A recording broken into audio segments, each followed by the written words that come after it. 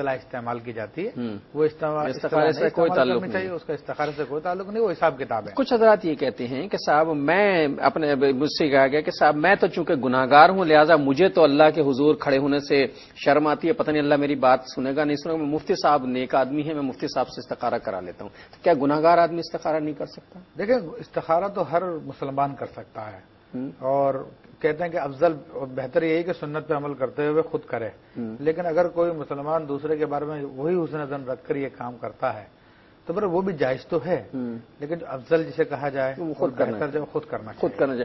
اچھا یہ استخارے سے اس کا کوئی تعلق نہیں ہے کہ استخارے سے یہ پتا چلے کہ جادو جو ہے وہ کس نے کرایا ہے اور کون کر رہا ہے؟ وہ استخارہ ہے ہی نہیں۔ یہ لوگوں میں یہی عام ہے کہ وہ کہا استخارہ کر لگے جی آپ پہ تو جادو ہے اور ایک موٹی موٹی آنکھوں والی نے کروایا، پتہ نہیں محلے میں اور گھر میں کتنی موٹی آنکھوں والی۔ عربی زبان میں اگر ہم اس بات کا نام رکھنا چاہیں تو اس کا نام ہوگا استخبار، یعنی خبر طلب کرنا۔ استخبار کہنا چاہیے اسے کہ جہاں جادو ہے، جن ہے، کیا مسئلہ ہے کیا نہیں ہے، استخارے کا اس سے کوئی تعلق نہیں۔ ناظرین یہ کانسیپٹ کلیئر کر لیجئے، استخارے کا بھائی اس سے کوئی تعلق نہیں ہے۔ استخارہ نیک آدمی گناہگار سب اللہ کے بندے ہیں، اللہ نیک آدمیوں نیک افراد کی دعاؤں کو جلدی قبول کرتا ہے، لیکن گناہگار بھی اگر اپنے رب کے دربار میں کھڑا ہو جائے، اللہ سے توبہ استغفار کر کے استخارہ کرے تو اللہ تعالیٰ گناہگار کی بھی مدد، گناہگار کو رزق بھی تو دیتا ہے، وہ گناہوں کے باوجود اسے نوازتا بھی تو ہے، وہ گناہوں کو معاف کرنے والا۔ استخارہ خود کیا کریں تو زیادہ بہتر تھے۔ خیر مفتی صاحب، یہ جو ہماری بہن نے سرگودا والی ہیں، بھائی کی شادی پر وہ جو مکان کا مسئلہ ہو، پھر بھائی نے کہہ دیا کہ اگر میں اسٹامپ پیپر لکھ دوں گا نہیں لکھوں تو تینوں طلاقیں ایک ساتھ واقع ہو جائیں، اور پھر اسٹامپ پیپر نہیں لکھا۔ دیکھیں بات یہ ہے کہ جو انہوں نے بات بیان کی ہے، جسے ہماری فقہی اصطلاح میں کہتے ہیں بر تقدیر صدق سائلہ، سائلہ کے سچا ہونے کی صورت میں اگر یہی شرط تھی کہ اس نے یہ کہا ابو کو لے جا کر اسٹامپ پیپر لکھواؤں گا یا لکھ دوں گا، اور اس نے یہ کام نہیں کیا، چاہے ابو کے منع کرنے کی وجہ سے نہیں کیا، یا حالات کی خرابی کی وجہ سے نہیں کیا، یا کچھ سوچ کے نہیں کیا، کوئی بھی وجہ ہو سکتی ہے، تو وہ تعلیق وہ جو شرط تھی وہ شرط نہیں پائی گئی، تو یا شرط پائی گئی نہ جانا، تو وہ طلاق واقع ہو گئی۔ جی جی، اور چونکہ انہوں نے 3 طلاقیں ایک وقت میں دی تھی تو تینوں ہو گئی۔ جی جی، سن لیا بہن آپ نے، 3 طلاقیں اس طریقے سے دی گئی تھیں، اور جو شرائط اور جو معاملات ہیں اس کے حوالے سے مفتی صاحب کہتے ہیں یہ طلاق واقع ہو گئی، اور وہ جو مفتی صاحب کہتے ہیں کہ یہ طلاق واقع نہیں ہوئی، ممکن ہے کہ انہیں صحیح صورتحال نہ بتائی گئی۔ عموماً لوگ یہی کرتے ہیں کہ سوال میں ذرا سی تبدیلی کر کے اپنا مطلب کا جواب دینے کی کوشش کرتے ہیں۔ میں رضیہ صاحبہ ہیں، ان کی کال لیتا ہوں۔ السلام علیکم۔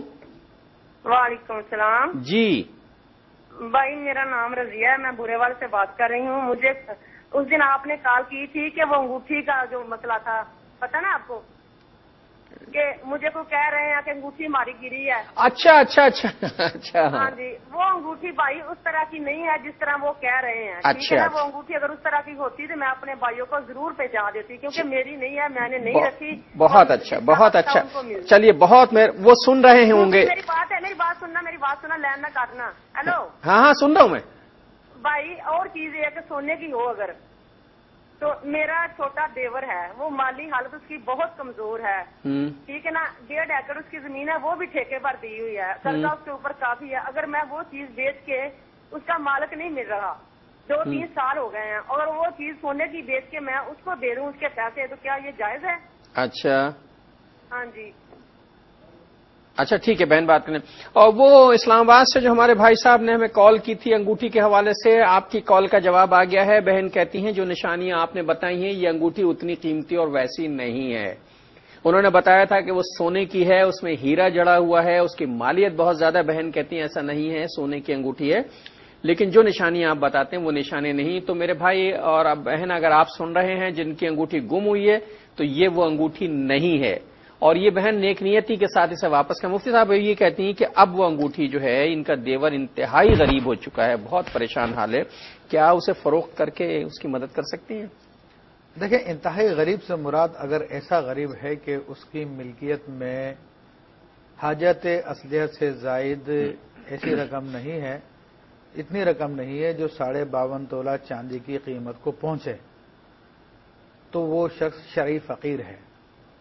اور اگر ملکیت میں چیز تو ہے مگر وہ قرض میں محسوب ہے، جیسا کہ انہوں نے بتایا کہ قرضے میں جھگڑا ہوا ہے، تو بھی ایسا شخص زکوٰۃ کا اہل ہے، فقیر شرعی ہے، اور فقیر شرعی کو لقطے کا مال بھی دینا جائز ہے، دیا جا سکتا تو ہے۔ اب یہ اس انگوٹھی کو ڈائریکٹ دینا چاہیں یا بیچ کے دینا چاہیں تو اس کو دے سکتی ہیں۔ بہن یہ دے سکتی ہیں آپ، اب چونکہ اس کا مالک دستیاب نہیں ہے، یہ لقطے کا مال ہے، آپ کو پڑا ہوا ملا، اس کی طرف سے صدقہ ہے یہ۔ تو جس صاحب کی یہ انگوٹھی ہے ان صاحب کی طرف سے یہ اپنے دیور کو آپ صدقہ کر سکتی ہیں، اگر دیور میں وہ شرائط پائی جاتی جو مفتی صاحب نے بتائی ہیں، قرض میں جکڑا ہوا ہے، اس کے پاس اتنا نہیں ہے، وہ شرعی فقیر ہو گیا ہے، مطلب مال اس کے پاس اتنا نہیں ہے، تو یہ لقطے کا مسئلہ بھی ایسا ہے کہ آپ اس شخص کی طرف سے جس کی انگوٹھی آپ اپنے دیور کو صدقہ کر سکتی ہیں، یہ کام ہو سکتا ہے۔ اچھا مجھے اب یہ بتائیے کہ کھانے کے آداب پر بات ہو رہی تھی، ہمارے تو معاملات رہ جاتے ہیں بیچ میں۔ ہاں، اس حوالے سے میں عرض کر رہا تھا کہ نبی علیہ الصلوۃ والسلام کی سنت یہ کہ سیدھے ہاتھ سے کھانا پینا۔ پھر دوسری اہم بات یہ کہ کھانے کے دوران کتنی انگلیاں استعمال کرنی چاہیے، تو نبی علیہ الصلوۃ والسلام کا فرمان ہے کہ 3 انگلیاں استعمال کی یہ والی بس، جی ہاں، اور 5 انگلیاں استعمال کرنا گنواروں کا طریقہ ہے۔ 3 انگلی اور 1 انگوٹھا۔ ہاں، اس میں عموماً 3 انگلی اور انگوٹھا، بلکہ 2 انگلیاں اور 1 انگوٹھا، یہ 3 ہو جائیں گی۔ اچھا، اور 5 انگلیاں استعمال کرنا گنواروں کا طریقہ ہے، یعنی ان پڑھ لوگوں کا، دیہاتیوں کا طریقہ ہے، جو نبی علیہ الصلوۃ والسلام نے ارشاد فرمایا، یعنی جو پڑھے لکھے مہذب نہیں ہوتے وہ لوگ۔ تو اس حوالے سے ہاں البتہ علماء فرماتے ہیں کہ لیکن اگر کوئی ڈش ایسی ہے کہ جسے 3 انگلیوں سے نہیں کھایا جا سکتا، چاول وغیرہ ہے، تو ان کو تو بہرحال آدمی 5 انگلیوں سے ہی کھاتا ہے، 4 سے کھا سکتے ہیں، تو بہت تکلف ہوگا اس میں۔ تو بہرحال یہ ہے کہ ان کو 5 انگلیوں سے بھی کھا سکتا ہے، ورنہ یہ ہے کہ عام 3 انگلی سے کھانا چاہیے، تو 3 انگلی سے کھانے کی کوشش کرنی چاہیے تاکہ نبی علیہ الصلوۃ والسلام کی سنت مبارکہ پہ عمل ہو جائے۔ اچھا کھانا 3 انگلیوں سے کھانا چاہیے، بیٹھنے کی نشست کا طریقہ آپ نے بتا دیا کیسے ہونا چاہیے، کھانا کھانے سے پہلے دعا پڑھ لینی چاہیے۔ جی، اس کے علاوہ پھر یہ کہ برتن کے حوالے سے بات ہے کہ برتن کو جب انسان کھانا کھا چکے تو اس کے لیے سنت رسول اللہ صلی اللہ علیہ وسلم کی ہے کہ اپنی انگلیوں کو چاٹ لے اور برتن کو بھی چاٹ لے، اور حدیث کریمہ تو یہ بھی آتا ہے کہ خود نہیں چاٹتا تو کسی کو چٹوا دے، جو یعنی اس کی انگلیاں چاٹ سکتا ہو وہ کر دے، کیونکہ اس میں بھی کھانے کی برکت ہو سکتی ہے، اور وہ کھانا انگلیوں میں جو لگے گا وہ پانی کے ساتھ بہ کے ضائع نہ ہو جائے۔ تو اس میں نبی علیہ الصلوۃ والسلام کی سنت مبارکہ تو یہ تھی کہ آپ علیہ الصلوۃ والسلام اپنی 3 انگلیوں کو جو ہے چاٹ لیا کرتے تھے اور چوس لیا کرتے تھے، بلکہ ایسا تھا کہ چوسا کرتے تھے تو سرخ ہو جاتے تھے۔ اور آج سائنٹیفک تحقیقات اس بات کو بیان کر رہی ہیں کہ انسان جب کھانے کے بعد اپنی انگلیوں کو چاٹ لیتا ہے تو اس کی انگلیوں سے ایسے انزائمز خارج ہوتے ہیں جو اس کو کھانے میں مدد کرتے ہیں، ہضم کرنے میں مدد کرتے ہیں۔ ذرا کھاریاں سے ارشد صاحب سے بات کر لوں۔ السلام علیکم ارشد صاحب۔ السلام علیکم جی، کیسے ہیں آپ؟ سر میں ٹھیک ہوں، میری بیٹی آپ سے بات کرنا چاہتی، کوئی ذہنی ٹینشن میں ہے تو بتائیے۔ ہلو جی جی، میں تمینا بات کر رہی ہوں جی۔ میری شادی کو ابھی 3 ماہ ہوئے ہیں تقریباً۔ اچھا، تو کیا ہوا تھا کہ ہم لوگوں میں ایک ایسی بات ہو گئی تھی جو میں ابھی بتا نہیں سکتی، کسی کو بھی نہیں بتا سکتی۔ چلو ٹھیک ہے۔ تو نا میرے ہسبینڈ، مجھے ٹینشن تھی، میں نے انہیں کہا تھا کہ آپ کسی مولوی سے کنسرن کریں نا، ورنہ میں اپنے پیرنٹس سے بات کروں گی۔ تو انہوں نے کنسرن نہیں کیا اور انہوں نے مجھے یہ کہا تھا کہ اگر تم نے اپنی امی یا اپنی آپی کو بتایا تو میری انسلٹ ہوگی، وہ میرے بارے میں کیا سوچیں گے، اگر تم نے بتایا تو میری تمہاری ختم۔ دوسری نیت نہیں تھی، بس اگر بتایا تو اگر تم نے بتایا تو میری تمہاری ختم، اچھا، مطلب کہ ناراضگی۔ لیکن میں نے پڑھا ہے، میں پڑھی لکھی ہوں اور یہ دینی مسئلے بھی سمجھتی ہوں، سارا کچھ میں نے کتاب میں پڑھا ہے، تو اس میں یہ تھا کہ اگر ایسا ہو جائے تو اس سے طلاق ہو جاتی ہے، لیکن آگے یہ بھی لکھا ہے کہ بشرطے کے شوہر کی نیت طلاق ہی ہو۔ سمجھ آئی سر؟ ہلو۔ تو اب مجھے یہ نہیں سمجھ آ رہی کہ انہوں نے مجھے ناراضگی کی وجہ سے کہا تھا کہ میری انسلٹ ہوگی، وہ دوسری بات نہیں تھی۔ اچھا، تو اب مجھے آپ بتا دیں کہ اس مسئلے کا حل کیا ہے؟ مسئلہ تو ایسا گمبھیر آپ نے بنا کے پیش کیا ہے۔ اصل مسئلہ یہ کہ کوئی ایسی معاملہ ہے جو آن ایئر بہن ایک کام کروں، سمینا دیکھو سیدھا سا طریقہ یہ ہے کہ تم ہمیں ایک خط لکھ دو تفصیل سے اور اس میں ساری بات کانفیڈنس میں لے کے ہمیں لکھ دو مفتی صاحب کو، انشاءاللہ وہ خط ہم پڑھنے کے بعد ضائع کر دیں گے. لیکن یہ مسئلہ بڑا ٹیکنیکل ہے، اب ایسے نہیں بتا سکتے کہ جناب اس میں کیا مسائل ہوں گے، وہ کیا صورتحال تھی. اس نے کہ بعض معاملات ایسے ہو سکتے ہیں کہ جس کے نتیجے میں جو ہے علیحدگی یا خلا یا طلاق یا فسخ نکاح کی صورتحال پیدا ہو جائے. خدا نخواستہ اللہ نہ کرے آپ کے ساتھ ایسا ہو. ایک بات تو میں عرض کر دوں، جہاں تک اس جملے کا تعلق ہے میری تمہاری ختم، تو اس کو اگر یہ طلاق میں محمول کر رہی ہیں تو یہ غلط فہمی ہے. یہ تو نہیں، کیونکہ اس کا سیدھا سیدھا مفہوم یہ ہے کہ میری تمہاری محبت ختم. نکاح تو مؤنث استعمال نہیں کیا جاتا. یہ بھی ہو سکتا ہے میری تمہاری ناراضگی ختم. ہاں ناراضگی ختم، یہ بات ہے، تو وہ اس کو طلاق محمول نہیں کرنا چاہیے. پھر دوسری بات یہ کہ یہ کہنا کہ جناب کوئی ایسا کام کیا جس کی وجہ سے نکاح پہ اثر پڑ جائے، تو کوئی بھی ایسا کام نہیں ہوتا میری معلومات کے مطابق جس سے نکاح ٹوٹ جائے، الا یہ کہ کوئی کفریہ بات کر دے اس سے نکاح ٹوٹ جائے گا، یا طلاق دے دے تو اس سے وہ نکاح ختم ہوگا، ورنہ کسی فعل سے کتنا ہی قبیح کتنا ہی برا کیوں نہ ہو. ٹھیک ہے سمینا، بات سمجھ میں آئی.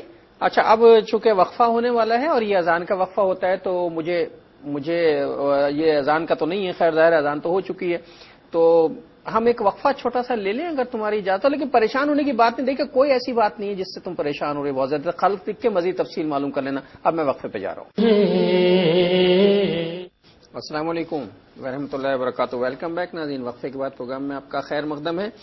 کھانے کے آداب پر بات ہو رہی ہے، وہ آداب پورے نہیں ہو پا رہے. آداب پورے ہوں تو پھر ہم کھانا کھانے کا کوئی بندوبست کریں. مفتی صاحب کیا معاملات ہیں؟ ہاں پھر میں اور چند ایک اور باتیں عرض کروں کہ کھانے میں پھونک نہیں مارنا چاہیے. اچھا، کہ نبی کریم صلی اللہ علیہ وسلم نے کھائی جانے والی چیز اور پینے والی چیز میں پھونک مارنے سے منع فرمایا. اور آج سائنٹیفک تحقیقات اس بات کو ثابت کر رہی ہے کہ انسان جب پھونک مار رہا تھا اس کے اپنے جرمز جو ہے وہ اس میں چلے جاتے ہیں اور پھر انسان اس کو پیتا تو پھر بیمار ہو سکتا ہے.